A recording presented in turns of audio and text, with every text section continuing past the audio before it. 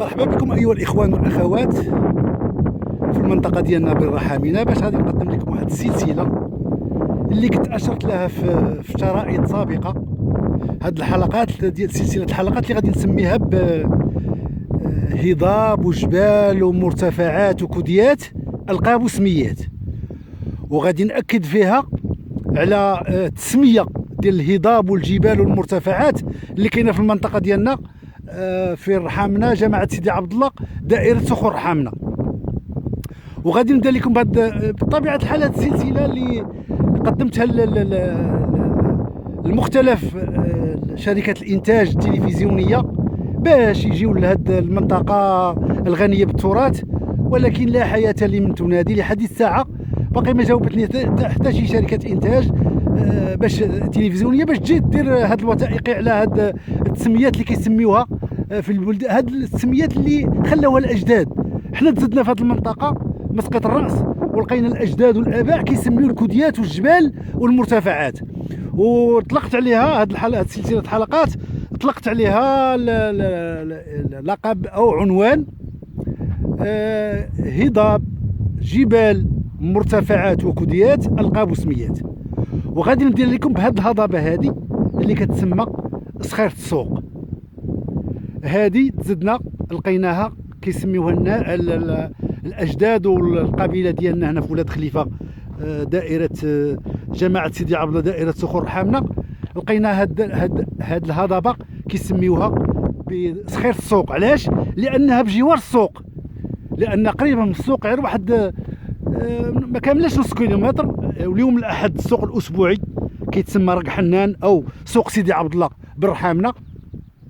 فهاد الكوديه هذه، هاد الهضبه لقينا الاجداد كيسميوها صخيرة السوق. علاش؟ لانها الجاره ديال السوق الاسبوعي احد سيدي عبد الله اللي كيعمر نهار الحد كل اسبوع. وانا غادي نقرب لكم هاد الهضبه هذه اللي كتسمى بصخيرة السوق. وهذه الطريق طبيعه الحال هنايا كاين دوار ولاد بو حميده، دوار الضلعه، هنايا دوار الجحيفه، وهنا المريره او الطريق اللي كيمشي للدوار ولاد بركه مسقط الراس ديالي وديال العائله. غادي نعرفكم بهذه الهضبه هذه اللي كنحتفظوا ليها بذكريات ديال الطفوله. هذه كتسمى صخيرة السوق. علاش؟ لانها قريبه للسوق. انا جيت من السوق وباقي نحافظوا على العاده، كتمشي السوق الاسبوعي ضروري كتجيب فول طيبو هاري، الحمص طيبو هاري، فنيد المكانه، وراه كلشي مقديه باش نجيب الوليدات اللي جاو من الدار البيضاء باش ندوزو واحد نغتنموا فصل الربيع. ها هي صخيرة السوق. انا غادي نطلع للمرتفع ديالها وغنقدم لكم سلسله، لان المنطقه ديالنا ديال ولاد خليفه غنيه بالتراث. كما قلت لكم الاخوان، فانا درت هذه السلسله وقدمتها لشركات الانتاج التلفزيونيه باش على الاقل شي قناه تلفزيونيه تجي دير واحد روبورتاج على هذه التسميه ديال هذا الهضاب والمرتفعات والجبال. ولكن كما تعلمون الاخوان وعكم، للاسف القنوات التلفزيونيه مليئه بالتفاهه، ما كتراعيش البرامج الجيده، لان هذا تراث.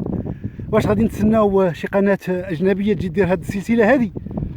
فاحنا قدمنا لهم هذا المشروع ديال برامج وثائقيه باش يجيو يصوروا هذا الهضاب والجبال والمرتفعات باش يقدموها للمشاهد الكريم، لان سلسله شيقه وبزاف ديال المغاربه غادي يعرفوا بان يتعرفوا على المناطق ديالهم والغنيه بالتراث. هذه هي صخيرة السوق. هذا هو كما كيقولوا النصارى لو سومي ديالها، المرتفع ديالها. بالمناسبه نحمد الله ونشكروه بالعطاء ديالو هاد السنه هذه. وانتم كتشوفوا المحاصيل الزراعيه الحمد لله راه بخير وعلى خير الحمد لله. انا طلعت. هذه هي صخيرة السوق اللي كيسميوها. حنا جينا تولدنا لقينا هضاب وجبال ومرتفعات عندهم سميات. الاجداد منين سماو هاد السميات الله اعلم. نعطيكم واحد المثال ان شاء الله. غادي نقربكم الحلقات القادمه، غادي ندير واحد الحلقه على واحد ها هو قريب واحد المرتفع قريب الشحيفه اللي كيتسمى بالطويجين. كيتسمى بالطويجين عفوا عفوا كيتسمى بالطويجين. ما عرفتش انايا منين جابوا الطويجين، واش حد في الهندسه ديالو او الموقع الجغرافي ديالو كيشبه الطويجين. مازال غندير لكم حلقه خاصه على مرتفع الطويجين اللي قريب الدوار، اللي بجوار دوار جحيفه. واليوم غادي نركزوا على صخيرة السوق اللي كنحتفظوا لها ذكريات جميله.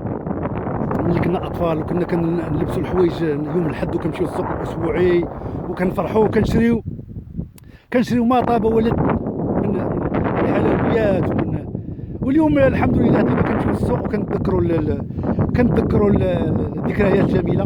وقبل ما تدوز لوطوروت من المنطقه، فكانوا الكيران ديال التوريست كيوقفوا في السوق الاسبوعي، وكانوا النصارى كيدخلوا للسوق الاسبوعي، ومن تما تعلمنا الحمد لله الفرنسيه. كان بحال كنتسماو دي فوغيد وكتكون في باب السوق، وملي كيجيو النصارى فكتدخل وكدي مع العطاره كتقول لهم هاد تشري من عند مولين السلعه كما كنقولوا حنايا السلعه، كنقولوا يشريوا لينوا هو اللوز ولي بواشيش الحمص. يعني ذكريات جميله. وهاد صخيرة السوق هذه اللي بعيده على الدوار بواحد شي كيلومتر ونص وباقي كنعقل انا في الستينات والسبعينات. يامات عاشوره كانوا الدريات بلاصه الدوار كيجيو حتى لهنا هازين يامات عاشوره، وكيلوحوا بداك العيشور، داك الركبه ديال الخروف، كانوا كيديروا ليه الحنه وكيلبسوه، وكانوا كيتعرضوا للسواقه كيقولوا فليس بابا عيشور. وكانوا الاكثريه كانوا الدواب، ما كانش دابا ولات المواصلات، ولا دابا لي تريبورتور ولا المطار الطوموبيلات. يعني الدواب قليل فين كتشوف شي دابه شي متسوق غادي على الدابه ديالو، لان هذا عصر اخر. وديما كنركز لكم على صخيرة السوق هي هذه. والسوق راه بقى واحد ما كاملش نص كيلومتر على السوق الاسبوعي حد سيدي عبد الله. وكنتذكروا نتابع لكم الذكريات. وواحد انا كنحتفظ ما كنشوف طريق السواقه، كنحتفظ بواحد الحاجه، واحد المفردات كانوا كيأديوها، كانوا كيقولوها الجدات ديالنا.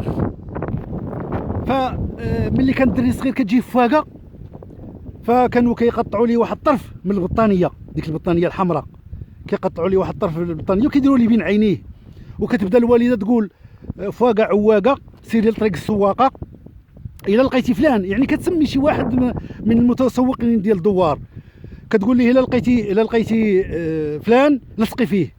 وحنا كنا كنتصوروا بان ديك فواقه، ديك الدعوه ديال الوالده ملي كتقول فواقه عواقه سيري لطريق السواقه ولا لقيتي فلان لصقي فيه، فهكا كان كيبان ليا بان المتسوقين اللي كانوا كيمشيو بالدواب ديالهم بان فلان غادا تشدو فواقه في الطريق، يعني غادا تحيد من داك الصبي الصغير اللي شداتو وغادا تلصق في هذاك المتسوق. هذه ذكريات جميله اللي كنحتفظوا بها. وحنا كنركزوا عفونا الاخوان، يعني مع الزكام ومع البرد، فما يعني كتقاطع الكلمات.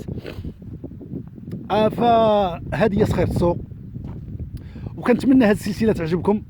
وما دام انايا هاد الايامات كنقضي العطله هنا في يعني اغتنمت فصل الربيع باش نقضي العطله هنايا ان شاء الله. فانا غنصور لكم هذه السلسله هذه. وكاين هضاب وجبال، يعني هاد الاجداد خاضوا التسميات من الاعضاء ديال الحيوانات.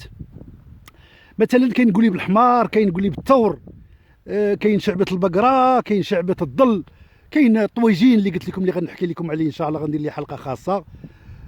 كاين يعني الاجداد خدوا التسميات ديال الجبال من الاواني ديال المطبخ ومن اعضاء الحيوانات. قولي بالثور، قولي بالحمار، يعني الطويجين. وهذه حنا كنغادروا هاد صخيرة السوق، وكنتمنى هاد الحلقه تعجبكم، وكنواعدكم بانني غنقدم لكم حلقات اخرى. كل جبل وكل كوديه ومرتفع وهضبه فغادي نقدمها لكم، وغادي نركز على الاسماء الالقاب اللي تلقوها الاجداد والاسلاف. هو دابا انا غادي انا هاز التسويقه ديالي، وغادي نكمل ان شاء الله المشوار ديالي للدوار، لان ما بعيدش من هنا. دوار ولاد بركه مسقط الراس، قبيله ولاد خليفه اللي فيها دواوير 6. كاين دوار ولاد بوحميده، دوار جحيفه، دوار السراحنا جا من بعد هذوك الجبال والمرتفعات. كاين الدوار ديالنا هنا في اتجاه دوار ولاد بركه مسقط الراس ديالي، وكاين دوار الكاره، وكاين دوار الحجر البيض، يعني 6 دواوير كيكونوا قبيله ولاد خليفه اللي كنحتفظوا بها بذكريات. وكنتمنى هذه الحلقه تعجبكم، والى اللقاء.